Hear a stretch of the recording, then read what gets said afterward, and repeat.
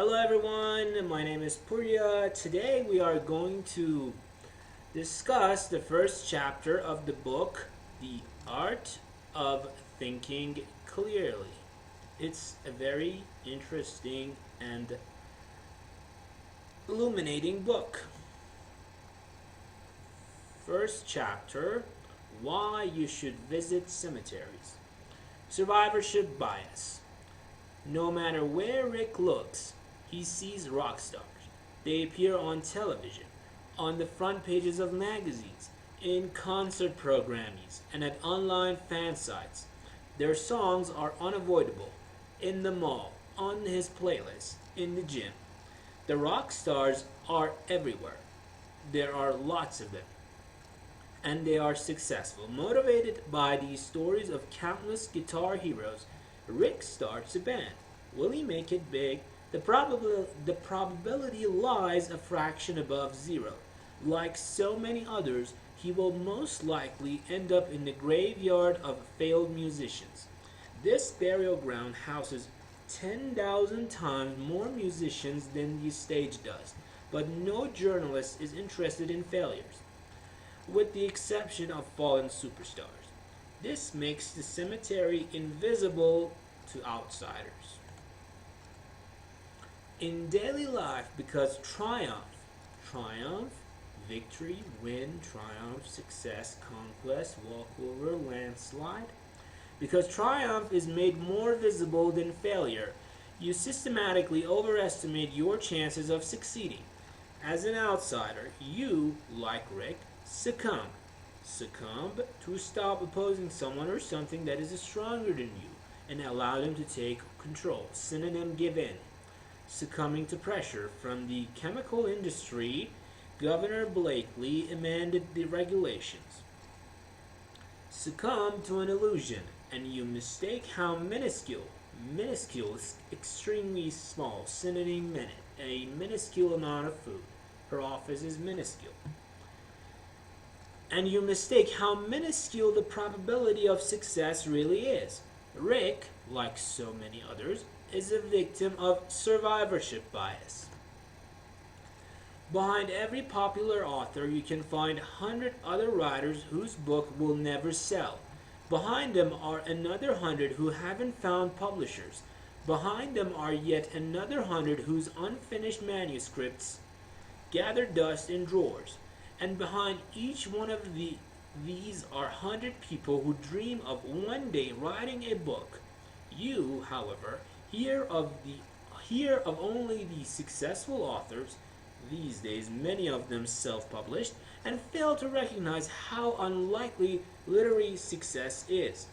The same goes for photographers, entrepreneurs, artists, athletes, architects, Nobel Prize winners, television presenters, and beauty queens.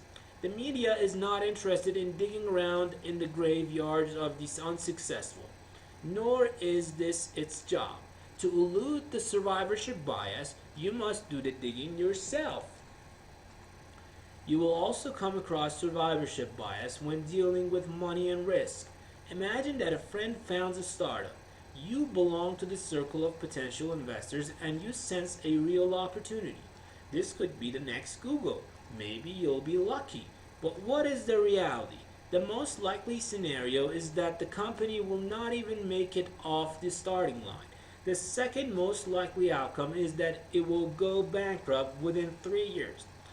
Of the companies that survive these first 3 years, most never grow to more than 10 employees. So should you never put your hard-earned money at risk? Not necessarily. But you should recognize that the survivorship bias is at work, distorting the probability of success like cut glass. Take the Dow Jones Industrial Average Index. It consists of out-and-out survivors. Failed and small businesses do not enter the stock market, and yet these represents the majority of business ventures. A stock index is not indicative of a country's economy. Similarly, the press does not report proportionately on all musicians. The vast number of books and coaches dealing with success should also make you skeptical. The unsuccessful don't write books or give lectures on their failures. Survivorship bias can become especially pernicious when you become a member of the winning team. Even if your success stems from pure coincidence, you'll discover similarities with other winners and be tempted to mark these as success factors. However, if you ever visit the graveyard of failed individuals and companies, you will realize that its tenants possess many of the same traits that characterize your success. If enough scientists examine a particular phenomenon, a few of these studies will deliver statistically significant results through pure coincidence. For example, the relationship between red wine consumption and high life expectancy. Such false studies immediately attain a high degree of probability and attention. As a result, you will not read about the studies with the boring but correct results. Survivorship bias means this: people systematically overestimate their chances of success. Guard against it by frequently visiting the graves of one's promising projects, investments, and careers. It is a sad walk, but one that should clear your mind. Thank you, everyone. Have a good life and goodbye.